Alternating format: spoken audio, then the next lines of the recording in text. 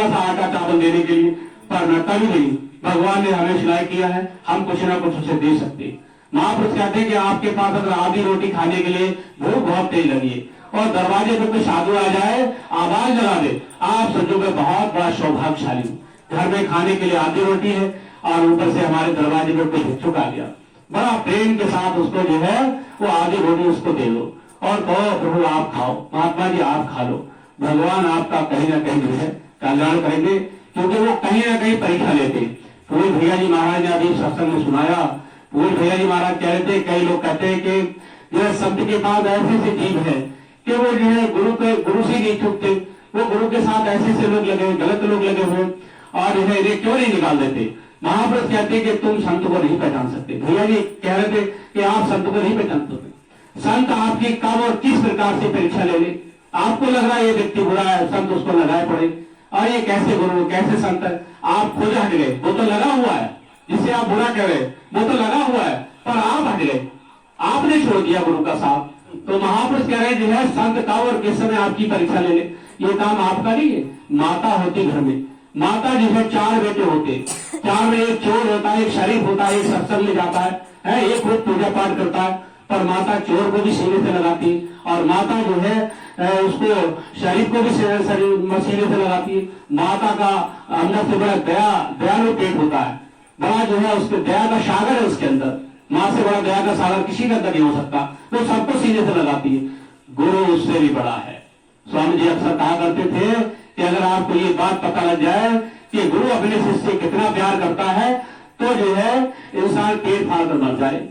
गुरु इतना प्यार करता है अपने शिष्य से,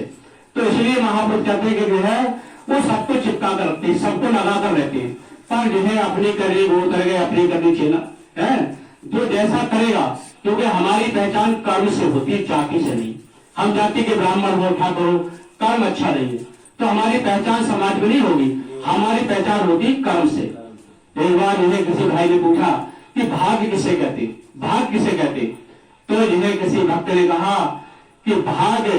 भक्ति में लग जाना ही, भगवान की भक्ति में लग जाना ही भाग्य है, भगवान की भक्ति में लग जाना ही हमारा सबसे अच्छा कर्म है, बाकी सब अभाग्य है। सिर्फ दुनिया में कुछ नहीं जो हम देख रहे हैं आंखों से, ये सिर्फ जो है लीला है कुछ समय की, आंख पलक झपकते ही सब ही रह जाना है। जैसे भैया हमारे शब्द जा रहे थे कि अमर नायक की दुनिया सब कुछ ही रह जाएगा। स्वामी जी महाराज अक्सर कहा करते थे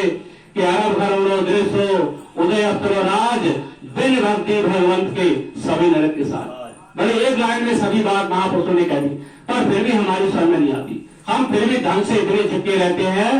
कि हमारा सत्संग छूट जाए। हमारा जो है पड़ोस में सत्संग हो रहा है, बोले भैया अभी कुटिया में धान डाल लो, तो धान डालने ताल बच जाएंगे सत्संग, क्योंकि धान डाले थे कुटिया में बहरहाल।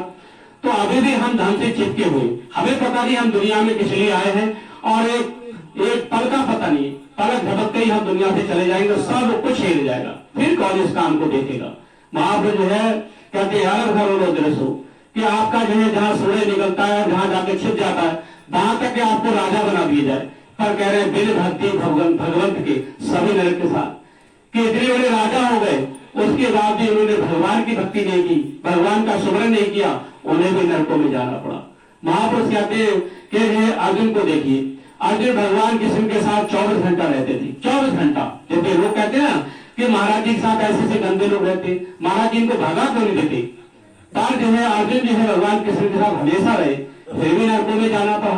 फिर भी नरकों में जाना पड़ा है। तो जो है स्वर्ग में कौन गया, दुष्ट, केवल दुष्ट, पांच में दुष्ट गया स्वर्ग में। तो जो है ऐसा नहीं है कि हम गुरु के साथ लगे रहे हैं, ये बात मैं कई बार सत्संग में कहता हूँ, बहुत से भाई बहनों को बुरा भी लग जाता होगा, पर अब मैं क्या करूं, जब महाराज जी की तरफ से जब बोलती हो जाती है, बोलना पड़ जाता है, तो उसमें मेरा कुछ नहीं, क्योंकि मैं नहीं बोलता, मेरी कोई औकात नहीं कुछ बोलूं, ये सब महाराज जी बुलवाते, उन्हीं के बस की बात है, वही सब